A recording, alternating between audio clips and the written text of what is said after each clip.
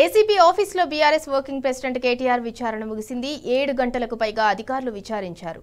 ACB విచారణ అనంతరం తెలంగాణ భవన్కు వచ్చిన బీఆర్ఎస్ వర్కింగ్ ప్రెసిడెంట్ కేటీఆర్ కు బీఆర్ఎస్ శ్రేణులు ఘన స్వాగతం పలికారు. జై కేసీఆర్, జై కేటీఆర్ నినాదాలతో తెలంగాణ భవన్ మార్మోగింది.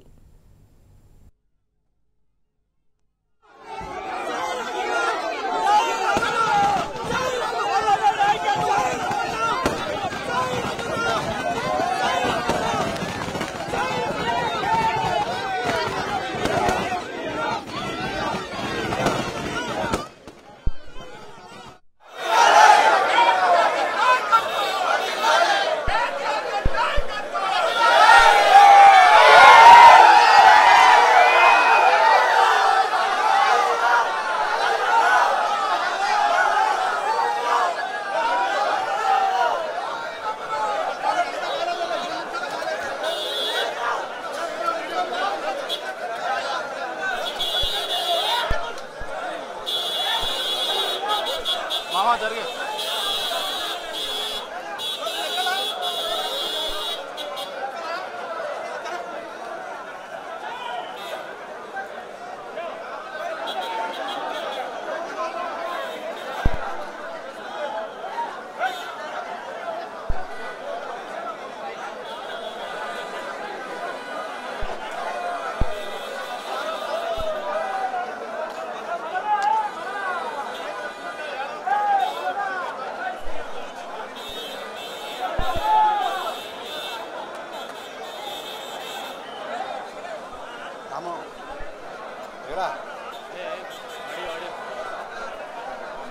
గేట్ బయటకు వచ్చినావా?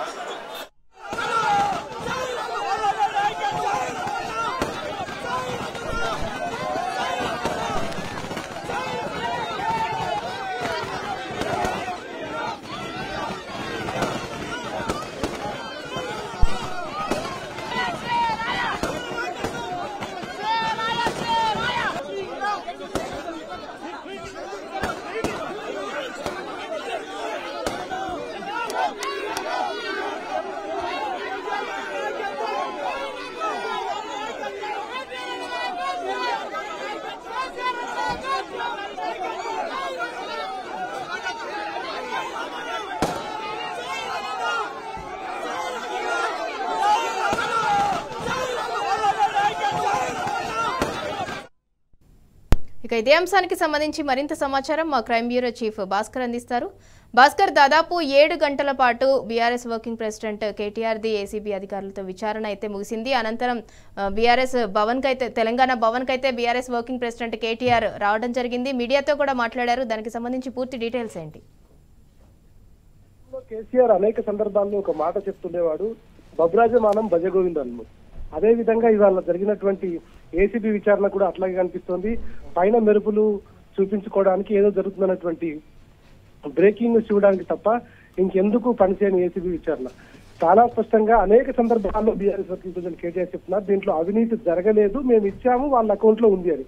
పదే పదే ఇవాళ తెలంగాణలో చిన్న పిల్లల నుంచి ముసలి వారి వరకు ఎవరిని ప్రశ్నించినా, ఎవరిని కదిపినా కూడా దాంట్లో అవినీతి లేదు. కానీ రాక్షస ఆనందం పొందడం కోసం ఇవాళ ముఖ్యమంత్రి చేస్తున్నటువంటి పనితీరు ఏదైతే ఉందో, అధికారులు కూడా చాలా ఆవేదనకు గురవుతున్నటువంటి సందర్భాన్ని ఇవాళ బీఆర్ఎస్ వర్కింగ్ ప్రెసిడెంట్ చెప్పుకొచ్చారు. నిజంగా కూడా దాంట్లో అవినీతి జరిగి ఉంటే ఇన్ని రోజులు అనేక సార్లు పిలిచి విచారించడం పంపించడం తప్ప దాంట్లో ఏమీ లేదన్నటువంటి అంశాన్ని మరొకసారి చెప్పకనే చెప్తున్నటువంటి పరిస్థితి కనిపిస్తోంది.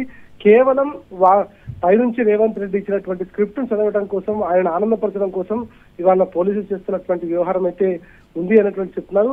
ఎక్కడా ఫార్ములా రేసింగ్ దాంట్లో అవినీతి జరగలేదు.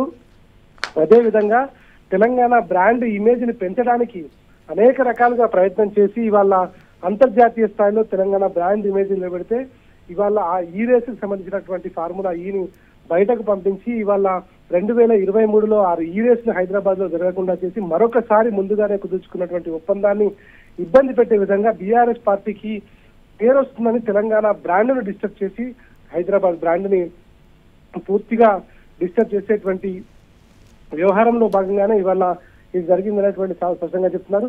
ఓవైపు 10 ఏళ్ల కాలంలో బీఆర్ఎస్ హయాంలో తెలంగాణ బ్రాండ్ను పెంచాలని కేసీఆర్ కేటీఆర్ చూస్తూ ఉంటే వచ్చినటువంటి 18 నెలల కాలంలో మొత్తం ఉన్న పేరును కాస్త ఊడిగం చేసి దాన్ని ఇబ్బంది పెట్టే విధంగా ఇవాళ అంతర్జాతీయ స్థాయిలో పరువు పోగొట్టే విధంగా రేవంత్ రెడ్డి అదేవిధంగా కాంగ్రెస్ పార్టీ చేస్తా ఉంది. కాళేశ్వరంలో రూపాయి అవినీతి జరగలేదు, దానిపైన అనేక కమిషన్లు వేసి ఇబ్బంది పెడుతున్నారు.